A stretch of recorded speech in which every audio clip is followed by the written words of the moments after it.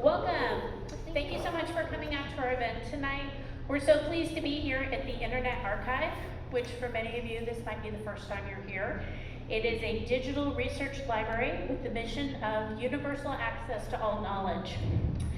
So as a reminder, please silence your cell phones, your Apple Watches, your things that go beep in the night. We will be doing a Q&A, so please be thinking about your questions.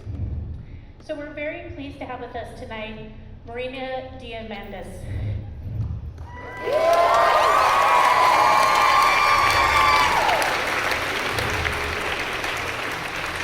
Marina is a critically acclaimed and award-winning singer, songwriter, and record producer. She is here tonight with Eat the World, a collection of poems and her first book of poetry. The Guardian said about Eat the World, the persona-driven approach that has informed many of Marina's lyrics is used here. There's brilliant phrase-making and sharp observations throughout. They're joined in conversation with local writer, artist, and drag queen Jo Wadlington. So please give a warm Booksmith welcome to Marina Diamandis and Jo Wadlington.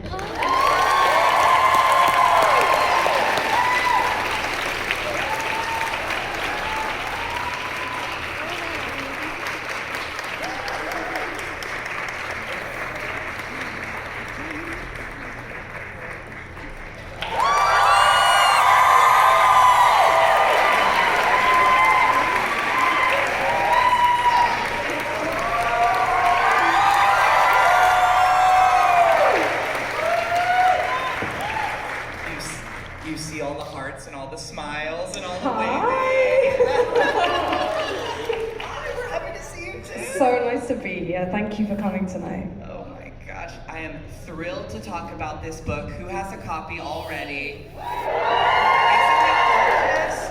I love books in general, but it's also such a special thing when a book is a very lovely art object as well, and as cute as this one, where you get to really hold it and see it, and you just want to put it in your purse and carry it to the club. You know, that's very important. We need more club books. So, Marina, yes. I would love to start before we get into these very heavy poetry-related questions. Oh my God. A rapid fire of just this or that. Okay. So don't think too hard. I'll give you two options and go with your gut and just tell me which one you are leaning towards. Okay. I want to shut my eyes for some reason. Extremely truthful. Oh, okay. Ooh, all right, go for it. These are heavy topics, so. Apples or oranges? Apples. Coffee or tea? Coffee. Diamonds or pearls? Diamonds. Okay, saw that one coming. Sonnets or haikus? Haiku. Dogs or cats? Cats. A wallflower or a Venus flytrap? I said wallflower for some reason, but I shouldn't say that. Surprise. Guitar or drums? Drums. Early bird or night owl? Early bird. London or Paris? Paris. Sweetheart or heartbreaker? Sweetheart. I've evolved. Did y'all hear that? Wallflower, sweetheart. This is the new era. Y'all are singing here first. Witches or vampires? I'm vampire at the moment, but usually I'm committed to the witches.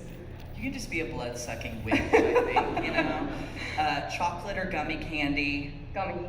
Heels or flats? Heels. Liquid mascara or pencil? Ooh. I guess. Are we talking like desert island vibes? What you would? Great question. I know this is rapid fire, but on the desert island. Yeah, desert island. I'll do mascara. Okay. Yeah. Gay son or thought daughter? Oh fuck. Gay son. That answer. And all the gay sons in the crowd cheer. Don't worry, thought daughters. You have a place here too. And last one. To you, is language a pet or a wild animal? Wild animal. Yes. That was great. Yeah, I like that. So I would like to read an excerpt from the introduction of this book that really caught me. It's not what I was expecting when I think of when people start their poetry journey. How I came to write a poetry book is fairly curious. One hot summer night after taking psilocybin, my mind began to write intricate, strange stories drawn from memories old and recent. At first, I thought they were songs, so I tried to box them into their usual structures, but they refused to obey. They seemed to want to expand and unfurl into their own shapes. So I put them aside and laid them to rest. A few weeks later, I realized that they were poems, not songs. And from that moment onward, my love for this new medium was born. I had found a new way to confess, process, and play with the past. That's so cool! Thank you. Especially the psilocybin part. It's Right. fascinating. It's like, what other art forms can we get you into? A little psilocybin. But whenever an artist moves into a new art form, I wonder if it's going to be scary or friendly. What was your experience being so successful in songwriting and then bravely going into something brand new? I don't think I have, if I want to do something, the fear has generally subsided by that point. I think for me, it's less about being scared if people think I'm good at something and more the fear lies within like what I'm revealing about myself. So yeah, I think it felt like a very natural transition. And I think with albums, you know, they're so enriching and such integral experiences, but they're quite exhausting as well. So after I have finished an album cycle, I often want to do something completely different. And though poetry is very close to, you know, lyricism in songs, it also feels very different when I'm doing it. Like I'm accessing a completely different part of my brain. So poetry felt the most appropriate medium to move forward with at the time. Yeah, definitely. And I had never planned to do a book. Well, and based on that description, it sounds like poetry found you as opposed to you finding poetry. Absolutely, yeah. I think there are things that I needed to express that poetry has really helped me to do that I don't think I would have been able to do in songs. And even just having conversations like tonight and the other dates on this book tour, I don't think an album would give me the avenue or the space to do that. So it's been different. I have so many questions for you about the differences you found with writing songs and writing poetry. But first, with poetry, are there any poetic influences that really got you excited about the form once you started exploring it? Yeah, Ruby Kaur, who we were discussing backstage a minute ago, I'd gone to one of her shows just before maybe like 2 months before I even started writing. And she's so hilarious, so glamorous, and has kind of subverted this art form and pissed a lot of people off. I think maybe straight men, because they have dominated this craft for centuries. And I mean, I actually don't know if it's straight men, you know, who are like in the critics. We can assume. But yeah, there's such mass love for her and such engagement and connection.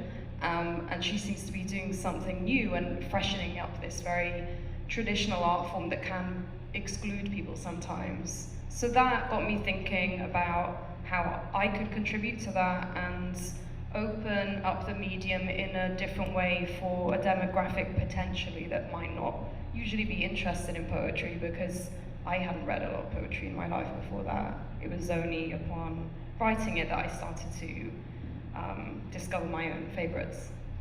Yeah, and might not have been interested in poetry because it wasn't brought to them and they were told that this is for you, but poetry's for absolutely everyone. Totally, and also I feel like, particularly as a woman, there wasn't a lot in the past, a lot of material that would make me feel like, whoa, I'm going through that, like that feels really resonant to me. And I think with all of these new young poets who have emerged, particularly women, they're offering this like slice of life in which we can connect to poetry again. I think it's incredible. Yeah. What are the qualities when you're thinking of a piece of writing, when a story is coming to you, that helps you sort it as deciding if it's a song or if it's a poem? Oh, once I started poetry, it was like no songs were born. But as soon as I finished the book, like a week later, I started my next record.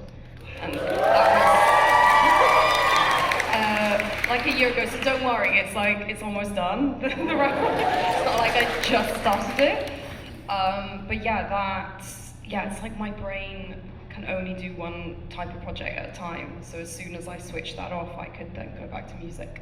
Incredible. And then when you were working on the poetry, everything was poems. I'm assuming you're Yeah. thinking in poems. Yeah, it's like only one project every day. Were there a lot of poems that were in the cutting room floor removed as part of this collection? Because we've got, 34 poems in here? It's a really good amount in the collection. Yeah, I think there's 40 total, and I maybe cut, I don't know, 3 or 4.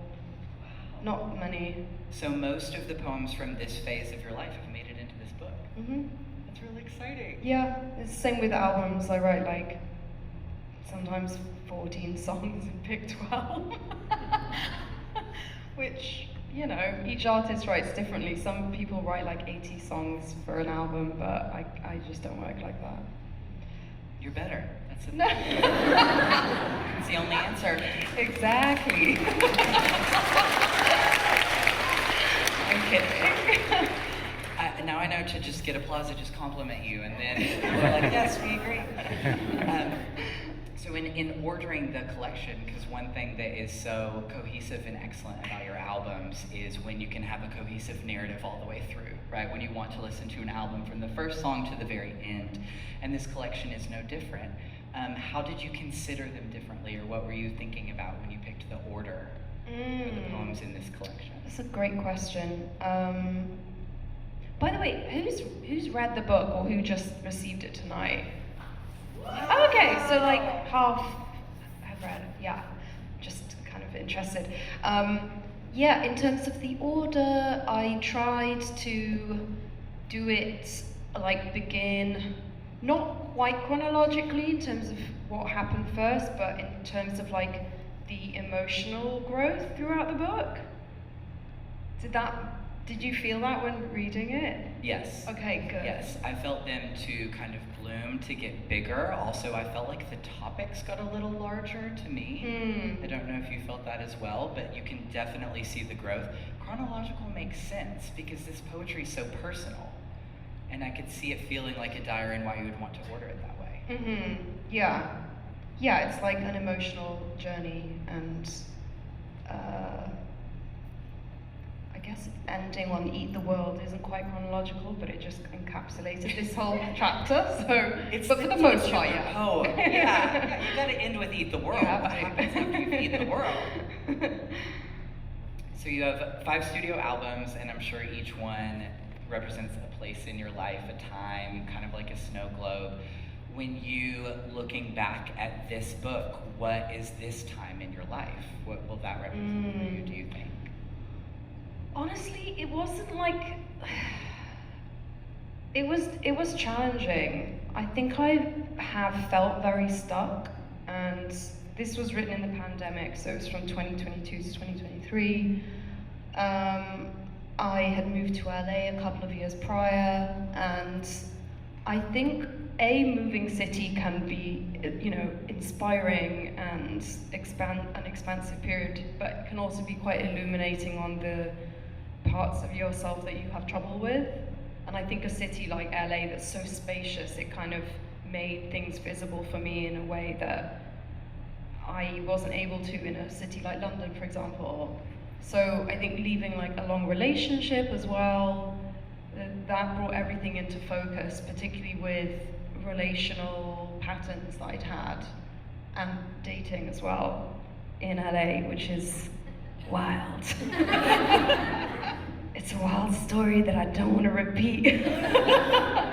But it has been very informative and it helped me grow a lot. So it was difficult, but I do think there's just this funny thing about growth, that in our lives, we almost like need these really difficult periods in order to like break our own molds and grow into something new, even though it doesn't help to hear that at the time when you're going through it. I'm always grateful for it afterwards, because I'm like, wow, I like got over the mountain. So that's what this book is. Getting up the mountain. Yeah, it's that chapter of my life. I absolutely feel that. And there's the dating is in here too, and I do think The that people dating. who are dating in any city, not just LA, they're getting a sex robot in here is one of my favorite poems. Oh, God. It's so musical and it's funny, but it also comes from a deep place. Mm-hmm. And I think that there'll be a lot of comfort for other people who are going through similar things.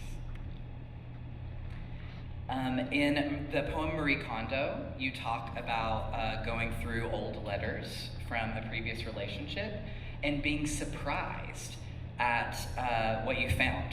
And I think it's such a sign of maturity whenever you look back at something you went through. Thank you. You look back at something you went through and you realize maybe your part in the conflict or you would have done things differently. What are some things that you learned about yourself by writing this book as you're going through so many old memories and recent ones as well? I mean, that one's about a familial relationship actually, but you know, it's you can apply it to romantic relationships too. I think, what have I learned? I mean, I think I learned what I didn't want, and I think in my 20s I had a lot of coping mechanisms for what I think was like attachment issues. So I think I was quite an avoidant person, but I used those behaviors in order to feel protected and like I was, you know, kind of in control of a relationship. I don't think I would have been aware of that at that time, but I think after having like a serious relationship, etc., in my 30s that kind of shifted and I felt the deep anxiety of attachment and why that was, you know, parts of my childhood that had perhaps created that. But I think ultimately it was accepting, okay, we all have things that happen to us that are difficult, but as adults we have A, the responsibility and B, the choice to choose differently for ourselves. Not that it's easy, but we do have the choice. So that was a big thing that the book taught me, because when you're writing all of this, you're viewing the patterns in front of you. But it's helpful. That's why creativity is great. It helps shift things for you. Absolutely. And I found this to be very vulnerable, but I've also found your songs to be extremely vulnerable and to share a lot in them as well. So I wanted to know if one feels more or less vulnerable for you. Do you feel like you've shared more in songs? Do you feel like you're sharing more here? Are they the same? I think this book for sure feels more vulnerable because I'm expanding on topics that maybe I've touched upon in songs, but you know, when you have like the visual and the glam and you know, the fantasy that I love about pop music, it can maybe gloss over the slightly more embarrassing or like vulnerable parts of you. But this is long form, so you know, even coming on these tours and talking about it, I was reticent about it before. I wasn't sure how I would feel, but I think, you know, this is what connects us all, is our humanity, and I think we are offered so few spaces now online in order to like just exist as flawed human beings.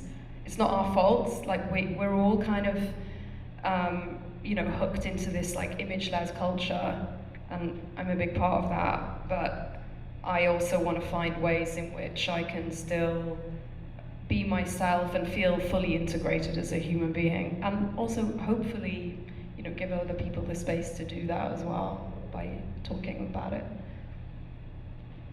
Yeah. In terms of your writing process, are you more of a pen and paper person, computer and keyboard? You were writing on the go, you're in LA now, so I'm assuming there were a lot of thoughts in traffic. Yeah. I like writing, even if it's just like copying it off my laptop. There's something about the form of writing. I don't know what it is, but I need journals and notepads everywhere. Do we have a lot of journalers? Yeah, what about you guys? A lot of, right? It's incredibly helpful to get it down, isn't it? I also love stationery. I just want to buy it all, you know? I'm going to Japan in 3 weeks and I cannot wait to like just, because they have these whole department stores just for stationery. Which feels correct. It's like, yes, there should be that many That's the way to live. Yeah. That's the dignified way to live. Do you have any pen pals? Is there anyone you're sending letters back and forth to now? No, in the pandemic a little bit, but usually this is just for journaling and lyrics and poems, so Incredible. yeah. There is, too, an element of the book that is very collage style. I'm not surprised to hear that you are a paper lover as myself, because even the almost like wristograph at the front, but then some of the poems, there's I think about 8 of them that have kind of a collage treatment. So I'm gonna story hour to all of you. And you'll see if you have the book where some of them have been exploded out and rearranged differently with images and stylized, which is so satisfying. Mm-hmm. Tell me about the process for picking which poems got more of the visual treatment. I think it was just, I went through the book and I picked the ones that felt like they would do best visually, and then I worked with a designer called Dominique Falcone, and she's known for like quite zine-like graphic design. I wanted it to feel textural for fans, so it could be like a collectible piece, and also to represent it online visually was important. That comes across, it's very zine-like, absolutely. And then the typeface versions you'll see in this collection, there are some poems that are all lowercase. There are some with all caps, bolded titles. We have aligned left, aligned center. There's so much variety as I was reading. And I enjoyed that because it kept surprising me with each one and refreshing. Like it feels like it's a slightly different tone as you go. Cool, yeah. I think playing with format is such a satisfying thing for me, but also you read and absorb it differently in the way that you arrange the poem on a page. Yeah. Do you have a favorite typeface? Oh. Or I use Baskerville at home. Oh, okay. Very classy. I can't believe we're talking about fonts. I love it. It's so deliciously nerdy. It looks very official. Friday night. Yeah. We talked about fonts of the Internet Archive. Well, we already talked about psilocybin. Yeah. I can't. We're all in the right place. I've seen in past interviews when you talk about songwriting and you say the lyrics come to you first before you think of a hook or a chord progression. In terms of poetic writing, what came to you first? Was it images or a sound, or there was a specific word you became obsessed with? Sometimes it was titles, but usually it would just be like a line or a feeling about something, and then it would grow from there.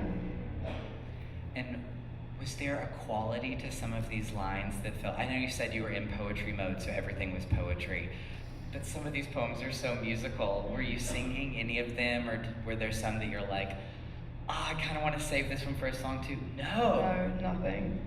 Wow. The restraint is so impressive.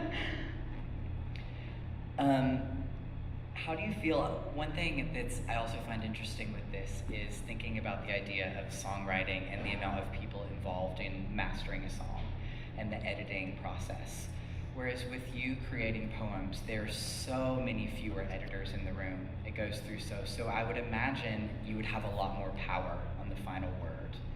Did it feel that way? Did you feel more independent? Or tell me about that process. Yes. I mean, music can too, just it depends on what type of album it is, but I mean, there was an editor at Penguin, but they kind of give you all these notes. It is slightly horrifying actually at the beginning, because you're like, you've destroyed my book. But then they always say, you don't have to take any of this. It's just a suggestion. And there were a couple of things that I changed, but for the most part, it was just what I had wanted to write. Did the criticism feel different with this being a more vulnerable work? Yeah. Yeah. Yeah. You're like, savage. Yeah. Like, I mean, she's so sweet, the editor, but like one of the comments was like, basically like, we don't want this to sound like a song, smiley face, and it felt passive aggressive. And I was like, how rude, I'm not changing that. But it's writers, as you know, like you guys go through this all the time, but for me it was such a new process, so. But that's fair. Every smiley face appears a passive aggressive. 100%, Right? are you kidding me? I understand it's with love, but you're still like, of course it sounds like a song. Oh no, it's like white rage for me. And there is a lot of musicality in these poems, and many poems, many incredible pieces of poetry are supposed to be musical. When you're in a poetry class, you talk about musicality. I want to read some lines from one of the poems from Proof of Time, because I found it especially musical. It's faint like a hint of jasmine in the dark, hanging low in discreet, tiny tremor at your feet. Gatorades chugged in the heat, numbers bouncing like a Jeep as walrus bones shake down the street from CVS to Pinkberry, a tectonic heartbeat, proof of time, trying to speak. I know you're in poetry mode, and I can still hear, my ears are filling in what backbeat would be with that. I love it. I love it. Yeah, you're right though, there is a musicality. I think rhythm is important with poetry, and obviously that lends itself to music. So, with that being said, a lot of poets believe it must be read out loud. Was that part of your process as well? Were you reading poems out loud? No, I'm so not into spoken word. Like some people, like Ruby Kaur, Yes. are so good at it. But for the most part, it like gives me the heebie-jeebies. I don't know why. Not all poets though. Some people are just so skilled. And I will do a reading at the end of this, but I just do one each time. There is a slam poet voice type that people can fall into that's a little cringy, and Ruby Kaur does an excellent job at not falling into that. She doesn't. She has her own vibe. Are there Ruby Kaur fans in the audience like us? There are a few? Okay, you will love it. Yes, we got some applause. What do you expect? Do you expect having this experience with poetry and this being the main project in your life at this time to change your experience of writing songs in the future? I know you're almost done with the next one. Yeah, I've finished the writing for it, so I'm just trying to think, did it feel different? I don't think it did, but on an energetic level it feels very different, because it's, there are weighty subjects in this book, and the beauty of it is that it's kind of, this kiss goodbye to the past and this like big era in my life, which really freed me up energetically to then create the next record. So it has its impact in that way, but not so much on a songwriting way, because again, it's like I'm on autopilot from like the other part of my brain. Yeah. But it cleared the way, it sounds like. It helped you get over a lot of things, and then it just makes me even more excited for the next album. Yeah. My last question for you is, what do you hope readers will take away from this collection? I think I would love for the book to help readers integrate these parts of themselves or ourselves that we find like unacceptable, whether it's loneliness or feelings of shame or rejection, attachment issues. I think all of these things are like actually very common and very human, and they happen to most people at some point in our lives, but I think they're quite isolating things that we don't talk about publicly, particularly with this kind of social media era now, where we have to put out these versions of ourselves that are portraying like that we have the best lives, and actually it's just not true. Like the amount of people I speak to in my industry where they go to an incredible event and they look great and they're like, oh yeah, I was like deathly depressed that night and like didn't know what the purpose of living was anymore. But for like us, just looking at these versions of people's lives, it makes us feel, I don't know, like inadequate in some way, or like we failed in some way if we don't also live up to that. So I really hope that this book just like gives space for people to feel, and I don't know, let these other parts of themselves live, because I think all emotions are valuable, that's why we have them all. They exist for a reason, because they're kind of little guides for us. They help us on, redirect our paths a little bit. So that's my wish for the book. That's an incredible lesson, to find commonality in the book and to be able to know that you are not alone in any way. And some of the emotions that you may be feeling shame about, Marina feels them too, everybody. Marina feels them too. I definitely do, so. Well, now we are going to take some questions from the audience. And I see your hand. And the format that we will do is I will take two, I'll call on folks, and we'll take two questions, and then Marina will answer, and then we'll take two questions, and then Marina will answer. And we do have a time box on this, so we will be very nice and succinct with it. And of course I need your question first, because I saw your hand first. Hi Marina, I'm your biggest fan ever. Those are fighting words here.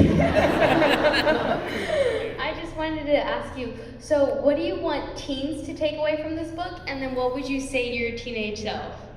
And I love you so much. Oh, thank you. And then we'll add a second question to that. Someone near Rachel. Let's go with the sweater right there. I want to know, since you've been channeling poetry, if it's changed the way that your songwriting comes through. Ooh, that one I feel like I kind of answered. You both have the same question, actually. I don't think it has directly affected the songwriting, but it has affected me on a kind of being able to move to a next chapter kind of thing. And the pink pant lady. What would you like teens Yeah. specifically to take away from this book? Teens specifically, I'm thinking, are there teenage subjects in there? Teenage friendly? Well, I think all of the many ways that you're commenting about social media and having a perceived life and the way someone comes off and Yeah. the reality of their situation makes a lot of sense. That's a good point, yeah. I think what I would like them to take away is how your life feels is much more important than how it looks. And that's something that I try and activate myself. I basically do that by deleting Instagram for a week or two at a time, just so I can get my normal brain back. Yeah. And then I go back into this is my business and I am partly a brand. So as long as you can try and find balance with that and focus on just, how my life feels is more important. If this book gets people to delete Instagram, it will be so Oh my God. successful. I do it all the That's all you time. do. I love deleting it. I love it. It's a power play. Marina says delete your Instagram. Does anyone else do it? Yeah. Oh, see? Fantastic. And then I see with this page boy cap, and then I'll go with the person behind the person in the pink jacket. Hi Marina, my name is Raven. I'm really glad to be here right now. This is kind of crazy. I remember downloading Oh No, in 2010 when I was 12 years old, so that's crazy. I've been a fan for forever. I'm also a poet, so I feel super connected to, just hearing your story and everything. I'm very curious about, I guess more so your journey or your writing. How do you write your poems? Do you feel like it's more so bursts of inspiration, or do you kind of take your time and revisit those poems over and over again? I mean, I'm sure it's different for every poem, but do you feel like they take you a while typically? I have one more question. Can I just Yeah, she could be the two questions if you want. Oh, you're so sweet. Thank you so much. And I was also kind of wondering, because I don't really remember where I saw it, but I think I saw online somewhere that you said that you had written this book more so when you were in a kind of not a great headspace, or it had kind of, you were saying, helped you heal through some stuff. And I'm wondering, you talked about the hump, and how do you feel like this book has helped you get through the hump, and where do you feel like you're at now reflecting back on it? I think to get over the hump, I think our brains do this thing where you first become aware of something, in your patterning or conditioning, and then it's I'm not happy with that, let's change that. And so it's almost it has to rise to the surface in order for it to be able to pass through. And if you don't feel it, it's just gonna stick around. and you'll deal with it at a later date. It will come But back yeah, for you. your brain will make sure that it's going to come back. So it's like, do you want to face that and feel that, whether that takes like a month or 6 months or 2 years? Like sometimes I think what I've learned is emotions get stored, and they come out when you're kind of able to finally process them. So it can be stuff that's from many years ago in childhood, especially this feeling of like, I think loneliness that is mentioned a lot in the book. You know, sometimes I'm like, I don't know if it was my childhood or it's just my personality, but it was something that I had to address again and again. And now it's like, it's kind of gone. I don't really have those feelings like anymore. Of course, I'll have loneliness at some time in my life, but it's pretty much gone. And then the first question you asked about inspiration and if it comes all at once or in pieces. I revisit poems a lot and like edit a lot. So something can take maybe 2 or 3 months, but I never force it. I just come back to it. Yeah. Thank you, Raven. Where is Rachel? Let's see. And the with the white coat and then the white sweater right behind, right in front of you. Yeah. Hi, Marina. Hi.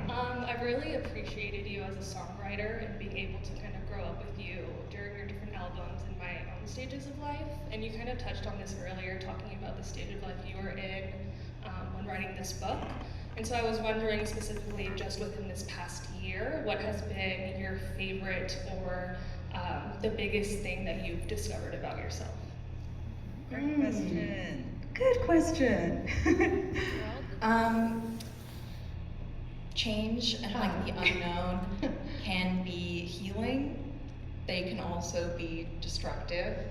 What are your like internal indicators to figure out which it is? Whoa. Can you repeat that? Because it's a deep one. You don't have to stand up if you don't. That's a good one. Like change and the unknown, like moving to a new place.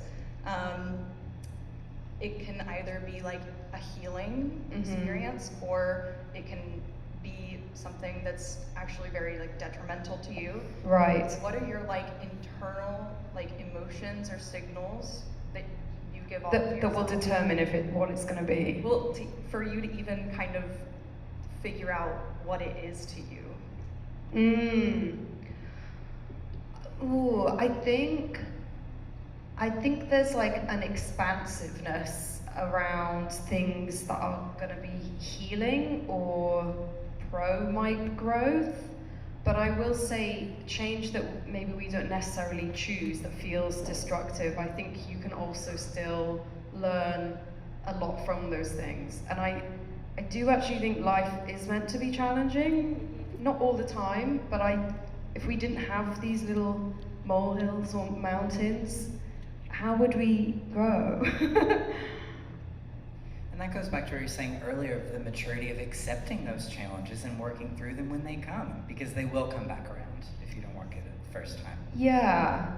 Like obviously some people have much more challenging lives than others, but I think it's like a natural occurrence of being a human being, and it's like if you can use those periods for growth and stand outside yourself a little bit if you can,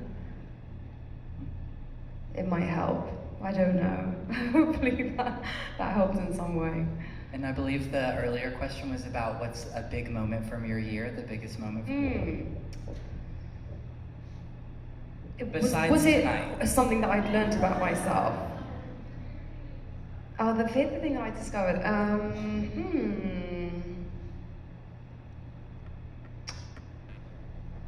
Oh, a lot happened.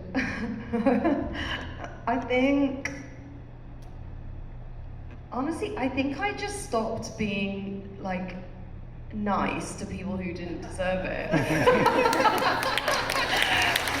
And in so doing, I feel like I got my sense of personal power back, and this is inspiring this next record. I think it's like think it's something that people will relate to a lot, but also it's very connected to like the pressure to kind of stay in girlhood and what that looks like transitioning to womanhood as a pop artist, because pop is so fueled by youth, and quite rightly so as well. But I think, you know, as I'm 39 now, I've had to think about that and what that means for me. And I think one of the biggest or like most fun things I've discovered is that it's not a negative thing. In fact, if you deny yourself, you know, the opportunity to grow older and transition into like true womanhood, you're kind of denying yourself this feeling of personal power that's waiting for you. And I don't think I ever realized that, because so much of society's messaging is like, stay young, stay young, stay young, stay young, because there's so many things that are beneficial to patriarchy about remaining a girl. Yeah. Innocent, not learning, yes. Yeah. There's beautiful things about that period, but it has to end at some It has to point. end. The reason that period is wonderful is because it's for a specific period of Yeah, like I still love Hello Kitty, don't get me wrong. We always will, but yeah. Let's move to this side of the room. I'm seeing this pink fluffy jacket and the person beside them as well. Hi Marina, oh my gosh, this is very surreal. I'm so grateful to be here, and I love your outfit. thank you. It's literally all her clothes, so that's my bestie and it's her birthday today. But my question for you, also Obsessions is one of my favorite songs in the whole world. But my question was, in this book, you really are so vulnerable in a completely new and even more raw way, because I feel like there can also be a lot of nuance in songs where the words are so personal. Where do you draw that strength from to share those really deeply personal feelings and struggles, internal struggles that you've had with the world, and is it empowering to you as well to do that? Thank you. Thank you. And then from your friend whose wardrobe you're wearing? Yes, I'm the aforementioned bestie. So wonderful to be here. You talk a lot about romance and love and your type and the person you're looking for in romance. And how do you think, after kind of writing something like this, it's almost like self-therapizing, you know, how do you tackle romantic relationships now? And like, what have you learned that you're ready to take with you into this next chapter? I was just thinking, I was like, I don't. No, I really don't at the moment. It's been a chosen period where I think I realized that maybe I haven't met the person that is like a true equal, because I'm not yet at that place where I can really give to somebody, and I'm not the type of person who will just be with someone because I don't want to be alone. Like, I can't connect in that way. So I feel, yeah, I'm kind of in this really nice, nourishing period where I have a lot going on work-wise, and I don't have like a lot of bandwidth right now, but I hope next year, when I'm like launching my projects, I'll get that space back within myself. So I don't quite know post-book how I will approach relationships, but yeah, I just feel different now compared to when I was writing it. Ask us again next year. Yeah. Hot tips. Hot tips. Yeah. And then Pinky. And then, I'm sorry, Pinky. Yeah. Could you shout out the theme of your question? I'm Sorry, so sorry. it's hard doing the twosies. So good. I was just wondering, it would be very scary for me to share. Oh yes, About okay. vulnerability Yes, and I what- remember. yeah. How do I do it? I don't really think about people reading it at the time of writing. It's more, I have an urge or compulsion to write something because it feels like exciting in that moment, because I'm revealing something to myself and that feels slightly taboo. And then I'll deal with the fact that it's going to be public afterwards and stress about it 6 months later. But yeah, I think honestly sharing it with people has felt powerful. It hasn't felt like painful or raw. It's helped me integrate these parts of myself. how about these two guys? Like, I saw you guys. Yeah. And do you still want to ask? And if you're close enough to us, you can go ahead and say, I won't make Rachel. Oh, selfless. He's like, you go. Good evening, Marina. Hi. My name is Jacob. Good to see you again. Everyone had such good questions. You kind of stole the question out of my head. Oh, it's okay. I guess I kind of just want to ask a totally random one. What are your top 3, like, favorite albums this year Oh. that came out, as well as movies, if you watch movies? I like that. I like that. Hi, I've loved you for the past 12 years, and before Love and Fear came out, you inspired me to major in psychology. Anyways, but I was gonna ask, I know he already kind of stole my question, but when you were writing these poems, sorry, I just want a better clarification. When you were writing these poems, I know you said that you put them aside because they didn't feel like songs. Like, did you try to sing them kind of like in a voice memo, kind of like how you make your music like in albums, or did you just be like, I'm just gonna read these out loud because I don't know what I'm gonna do with them? No, I actually didn't do either. It was more like I looked at them and I was like what's the chorus gonna be? I was like trying to fish out some line from. Where's the bridge? Yeah, and it was just too obscure. It felt too abstract. Yeah, and then in terms of the top 3, I obviously loved the Clara record, like everyone else. It's such a beautiful record. I've listened many times. Ways Blood. I recently just started listening to her, and I love her. Love, love, love. Yes, maybe. Yeah, she's just so singular. I love her. And then film. I watched this really, I guess, old film. It's like 1999, Magnolia. Has anyone else seen it? I was like, this is astonishing. Such a good film. I'm trying to watch more films these days because I used to watch like 5 a year. Just really bad. I don't know why, but my attention span wasn't very good, but now I'm doing like a couple a week. So yeah, Magnolia, excellent. Do you want to pick out the next few? Yeah, sure. The person holding like a blue fluffy thing. Oh, it's a dog? Is it My Little Pony? Oh my god, hi frog! Hi Kermit! Okay, go for it.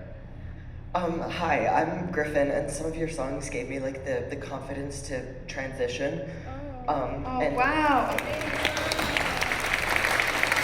Woo! Congratulations!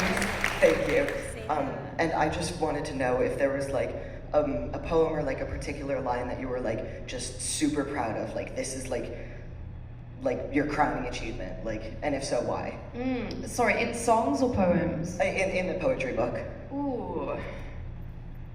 Oh my gosh. Hold on. She's just got to look through the entire book. Hold on. I'll just do a quick scan. Maybe I'll just like land on one poem and then I'll give you my fave line. Oh, okay, I actually like this one. Billionaire's Beach, it's called. Well, since some people haven't read it, I'll read a little bit from the start. Master of theatre, it has performed for millennia. Never missed a scene, no entrance fee required. Not even on Billionaire's Beach. And then my favorite line. A crack of explosion is deftly performed. When 2 waves meet, crash hard, locking horns. Like an ancient gunshot, and then it passes. So nonchalant, it rescinds, advances. Prehistoric and new, violent and calm, all at the same time. Wow. Thank you for your question. Okay, let me pick another one. Ooh, the girl in the grey, I think it's grey or white sweater. Yes, you? Yeah. Yeah, it's you. The overalls, yes. Oh, it's overalls, cool. Hi.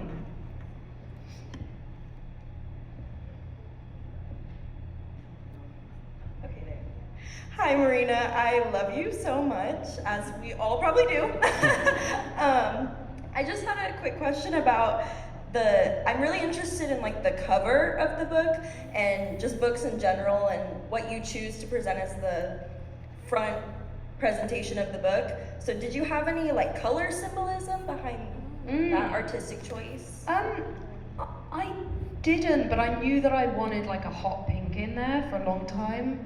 And then Dominique, the designer, had paired it with orange. But I think like a kind of clashing, loud tones felt like they connected with Eat the World as a poem. It's like trying to wrap up or like encapsulate this quite chaotic, like wild time in my life from, I guess, the age of 18 to maybe 35. Yeah. Nice question. Do you want to fix that? Sure. Oh, I'm look, looking at this green shirt right behind and Rachel. also, and this little girl here. Oh, yeah. Okay, we'll get over to this side. Okay. Hi, Marina. I love you as well. Me and my friend just flew in from Utah today. So Oh, it's awesome to be amazing. here with you. Thank you. I just want to know how the book, like the book tours, compared to your music tours. Because I mean, this is so much more intimate. You don't like last time I saw you were in a big arena, you know, with Panic at the Disco. So this is such a different experience, you know, being able to talk. So how has that felt for you? It is different. It has like a different cadence and pace. It's very enjoyable actually. Feels like enriching, but completely different to touring. And also, like, I think book loving people are maybe a little different in energy to the kind of like, I don't know, pop fans who like love the bangers. And not that you guys don't love the bangers, I know you do. But not everyone is going to want to buy a poetry book, which I understand. It's just a different, hobby for people. So it has been really interesting in that regard as well. And yeah. So you're saying they're all special? You're all very, very intelligent and special. And yes. And hi. Oh, we have a little microphone for you. I really love Marina, and I really want to cry. I'm gonna cry. But why did you decide to make to write a poem book? Okay. I decided to write a poetry book. Oh. Chance to do another question? Yes. Go for it. Can I give you please a letter I make for you? Yes. Sweetheart, what's your name and how old are you? Elaine is 9. You're very cool. Thank you so much. Thank you, Elaine. I'm honored. Elaine, I feel very honored. Thank you. I decided to do it because I like doing new things, and I thought it would push me to create in a different way. So that excited me. Thank you for your question. This is so sweet.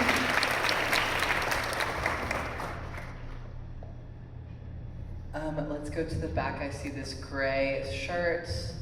Their arm up. Yes, right in the very back. So hi Marina. Hi. I kind of have an existential question, kind of inspired by your song Immortal. Ooh, hit me. It's like, what do you want to be remembered for? Aww. I'm like, oh yeah, we all die, don't we? We don't believe it, but it's gonna happen. I made a Halloween costume for my nephew, and his mom asked if he liked it, and he said, I love it. It's gonna be so sad when Joe dies.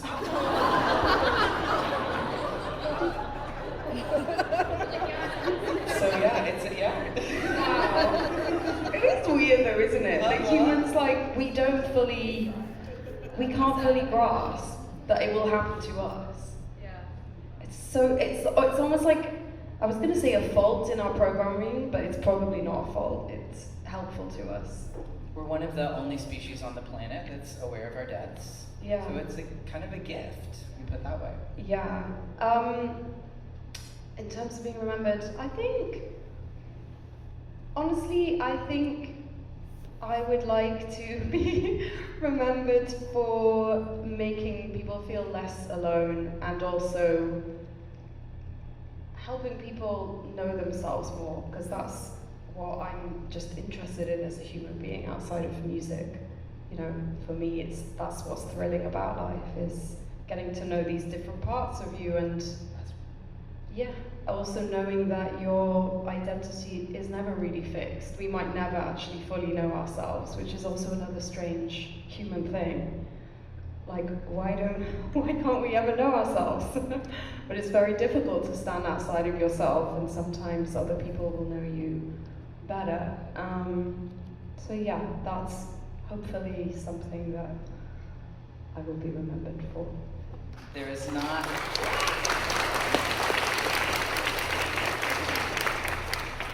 not a better question to end on than one about the legacy. I know we would all love to be here all night picking Marina's brain, but there's a We're very actually vulnerable okay to keep going on questions for a while. So yeah. Oh my gosh! I was gonna say, we can do a couple more. No, we've got time. So okay, good. I love hearing that. We all love hearing that. Then let's go, since they're beside you, Rachel, the person at the very end of the row with their hand up and the person directly behind them, if we could hear y'all's 2 questions. Hi, Marina. Hi. You kind of just touched on it, but at the end of Cocoon, you kind of say how you're always trying to be a better butterfly. Do you think you'll ever get to a point in your life where you'll be like, this is it? Or do you feel like there's always more to discover about yourself? I think there's always more. Yeah, I think it's like, you know, they say like the layers of an onion, you peel one back and there's like another underneath. I don't think life would be fun or fulfilling if we didn't have that aspect to ourselves. So there are multiple butterflies, I think, multiple metamorphoses in life, and some people might experience it less than others, but it happens for us all, I think. Hi Marina, oh my god, I'm gonna cry. I came from Peru all this way for this basically, so sorry if my question doesn't make sense because English isn't my first language. Wait, where did you come from? Peru. Oh wow! Amazing. I know that this book of poetry basically represents a stage of your life, but do you think when you are growing older or are you are in another stage, these poems will have the same meaning, or are they gonna keep evolving with you?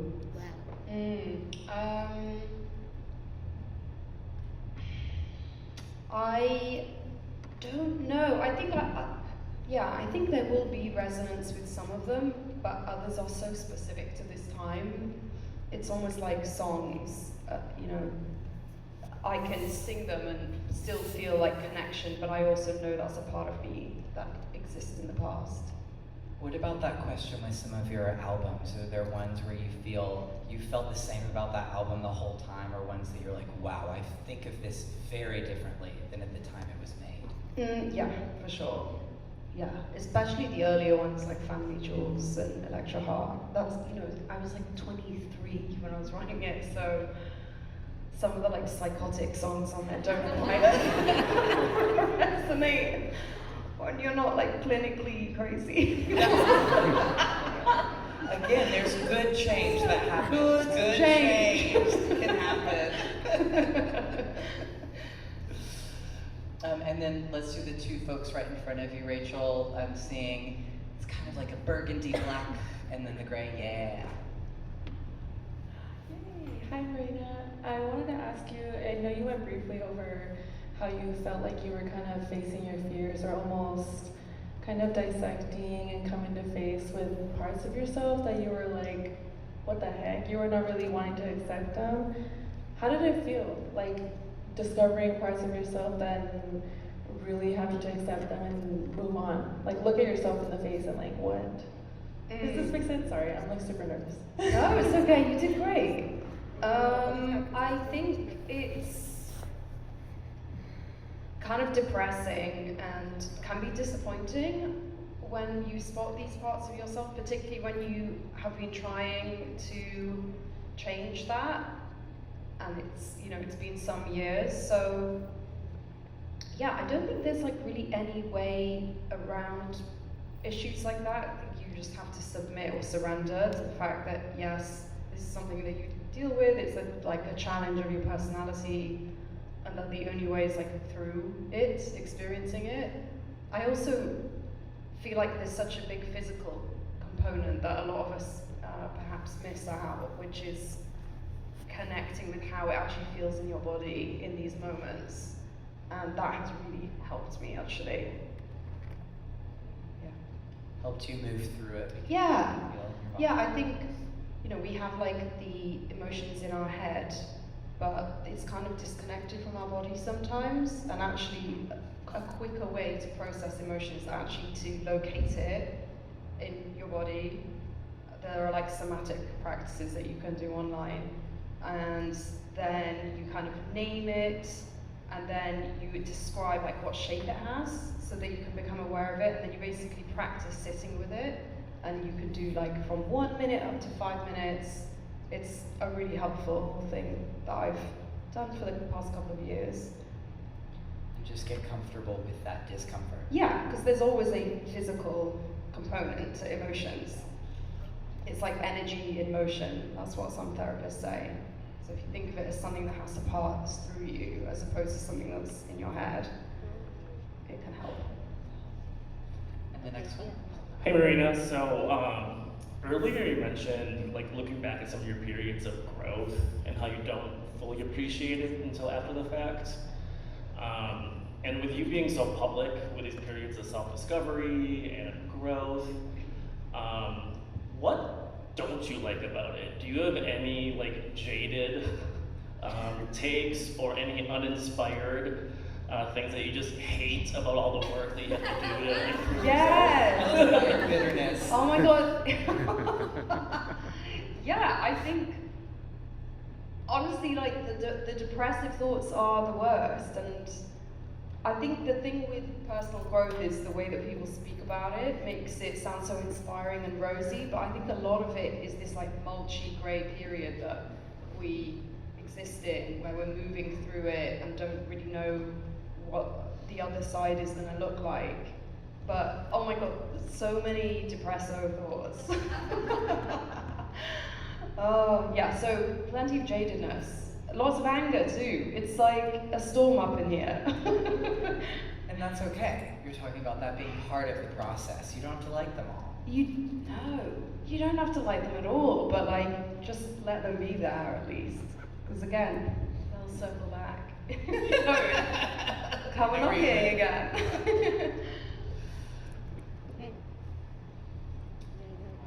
Yeah, sure.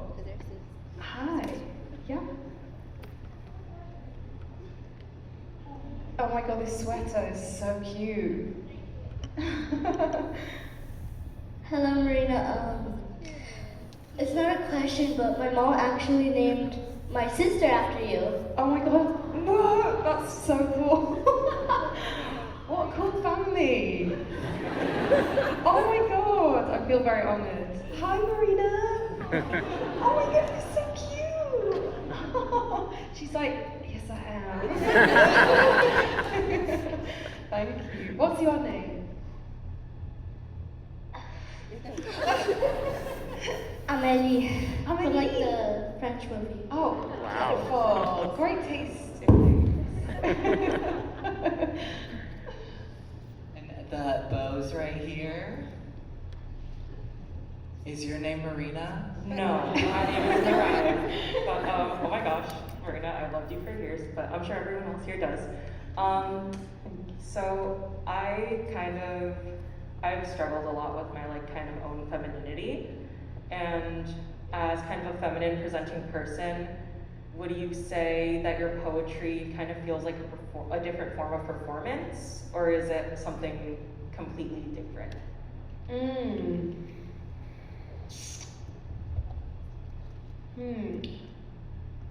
It's, yeah, when you say performance, do you mean more like creative expression or?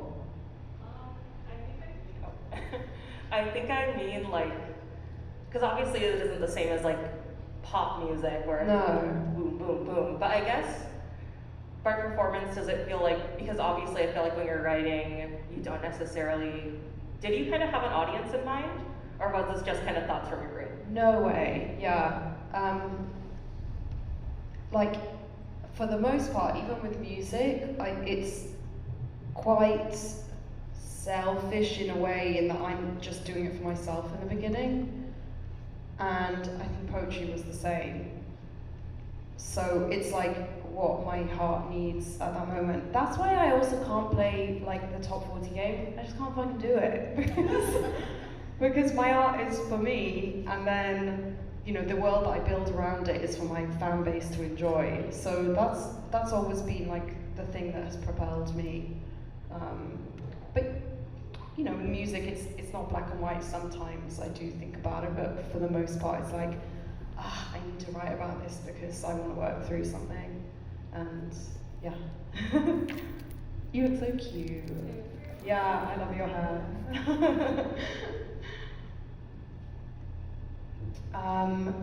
The girl with the drinks cup. Put your hand back up. Sorry. Thank you. Hi Marina, my name is Gory the Poetry Clown. Not today, I'm not a clown, but I dress up like a clown and I go around San Francisco and I ask people their favorite poem. So, what is your favorite poem? I don't know if I have a favorite, but one of my favorite poets ever was an Italian poet called Soffici from the 40s, and he actually was one of the first people to invent visual poetry. So he would like write a poem about a bird and then format it in the shape of a bird. So that was like revolutionary at the time. So he's actually the one who's inspired this book the most, but I don't know one poem that I can say. But the book is called Simultaneities, and I think it's kind of available, but a little bit rare. Yeah, it's not. Thank you. Thank you so much. We're gonna do like 2 more sets of 2. Okay. These 2 girlies. I have one of each of them. Hi, this is my best friend Hannah. We've been best friends for our whole lives and we love you so much. You're my fellow Libra too, so woo! My question is, since you are like modern day Jesus, at the Church of Marina, to represent your body and blood, you know how Jesus has bread and wine, what would represent you and why? So like for me it's a nerd cluster and a Baja Blast. Hang on, instead of bread and wine, what's what would represent you? Wow, I love that. I love you. Okay. I'm so torn because I like gin martinis, but I feel my heart is pina colada. Oh, yes. Okay. And then. That's easier to make in a batch too for a whole congregation. Exactly. Everybody gets a little shot. Also, another quite trashy snack. I love gummy bears. Yeah. There's a specific color. There's a brand called it's like world's best gummy bears. Yes. White and it has a red logo. I know exactly what are they called again? It's like yes. Good job, you guys. Good job. Oh my god, I buy those in bulk on Amazon. Yeah. They're not meant to taste that good, but they do. But they're the best. Yeah, so that's what I am. Yeah. So whenever y'all have a gummy bear or pina colada, know that you are coming to worship. It's very spiritual. I just want to say thank you to both of you for being here. I am kind of curious how you guys came to meet and sort of the relationship between the two, if you often seek out drag artists and things like this. Wow. But can I also ask another question beside that? Yeah, of course. Yeah. As a fellow artist myself, I sometimes wonder, as like other people that are in media and under very high influences to constantly perform and put out media, where do you often go to find either motivation and inspiration, and your difference between the two personally? I'll answer that first and then I'll come to Joe. I would say in terms of inspiration, I don't really like go anywhere, but the context or like the settings that I need are rest and stillness. So if I'm I don't know, like on tour or promoing, I have nothing in me to create. I'm like in work mode, and inspiration doesn't really come very often, but as soon as I get back off something big, I put no pressure on myself to create, and I usually just rejuvenate in different ways. A lot of like spending time in nature, seeing friends, like cooking, you know, all of the things that make us sane human beings, exercise, 8 hours of sleep. Yeah. And then in terms of Joe, we actually just met. Yeah, but also he's done such a good job because it's been very last minute and like pretty much last night, right? Or I yesterday? found out like 4 hours ago. What, was it 4? Or something like midday today. That's okay. Please a round of applause.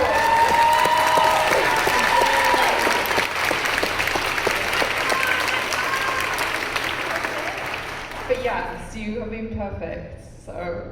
Well, and it's because you're being so respectful and lovely and seeing me as a fellow artist. And to answer your question, that it's through community of having creative people around you that I feel like keeps the inspiration. So then when you go to the rest stage, your head is already full. So you can rest and let all of the incredible things that you absorbed already marinate and then come out then. I love that. Yeah, clickety click. Do you want to do this as the last set of questions? So no pressure. The person right at the back in the center in the burgundy. Hi Marina, my name is Dory. I'm really grateful to be here. I guess my question for you is, as someone who comes from culture, and your background's Greek, my background's Persian, I just wanted to see how you were able to kind of transform into your own person, but like still stay connected to your roots and kind of celebrate, you know, your DNA, where you come from, but like go your own way and like be proud of that. Yeah, I'll answer that and then we'll do one final one. That's such an important question. What is fascinating, so in psychology, when I did like 2 modules at uni 5 years ago, they, one of the things that they talked about was the older, I suppose cultures that are a lot older are described as tighter cultures, and actually there's a lot more conformity in those cultures, even though there are also like obviously so many beautiful elements. But I think Greece and also Middle Eastern countries have traditionally like tighter cultures and like family units, and that can make it quite difficult to step out on your own. So I think, is that kind of what you're pointing towards? Yeah, it is difficult, but I think I've come to a point where, for me, family isn't always about blood. It's actually about like the kindness between friends. You know, that's what makes community, is this feeling of safety, and that feels very important to me. And I think if I don't have that in a family relationship, it's very difficult for me to be myself. So it's something that I've rubbed up against like my entire career, even though, you know, some members they genuinely wanted to be supportive. They also have their culture that they came from, which, you know, you have to allow space for, but not if it compromises my own path, because that feels karmically wrong.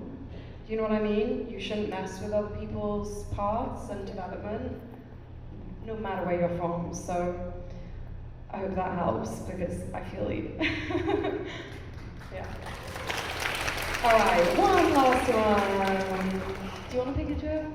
Sure, I will pick one, and I will pick this person who's been waving their book for so very long, getting their triceps ready.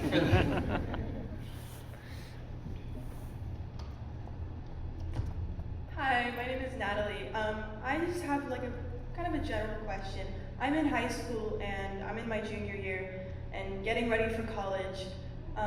I just want to know, what do you think is the best advice to like give for moving forward, like in your stages of life? Also, mini question, what is your go-to fragrance? Oh.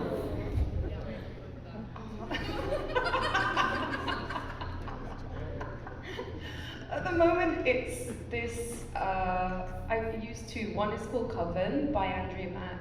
It's very like dark, forest-like, Icelandic perfume. Very strong though. You only need one spritz. And then there's another one that's called Figure, which is like fresh fig, very like grassy vegetal. So More a lot green. lighter, yeah, beautiful. But yes, to come back to the first question, advice on life stages, basically, right? I think there's so much worry at that stage when you're like leaving high school, and there's so much pressure to have your future defined. But the only advice I could give is like give yourself all the space that you can to discover yourself and where you're naturally drawn to, and also just have fun, which I know sometimes is difficult because we have so many anxieties in our heads, but it's just this one stage of life that will only happen once, so just enjoy it for what it is. Thank you so much.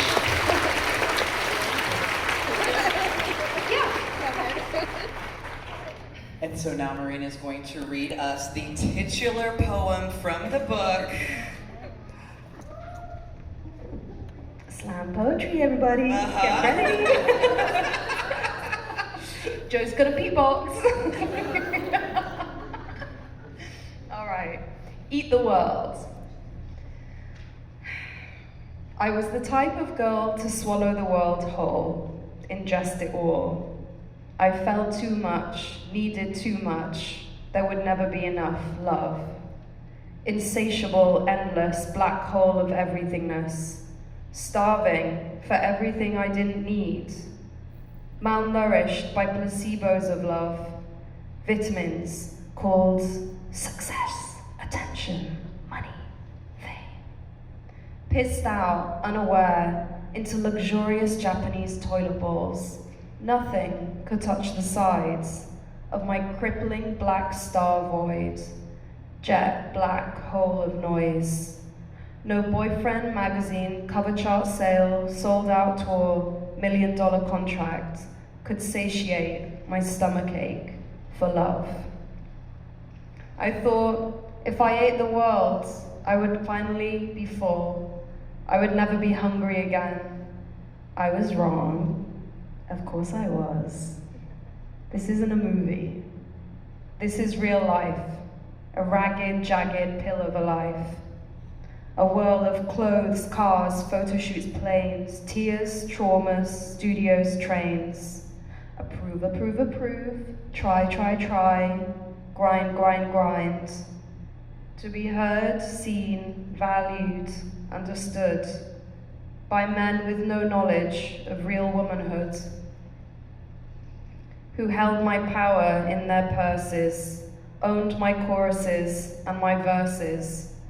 But now I am free of what I had to sever. I'm free of the hunger, lighter than feather.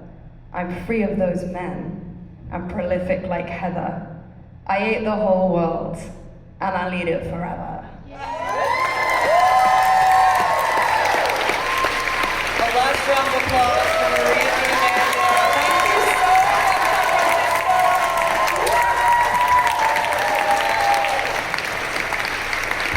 Thank you all so much for coming out tonight and supporting our local independent bookstore.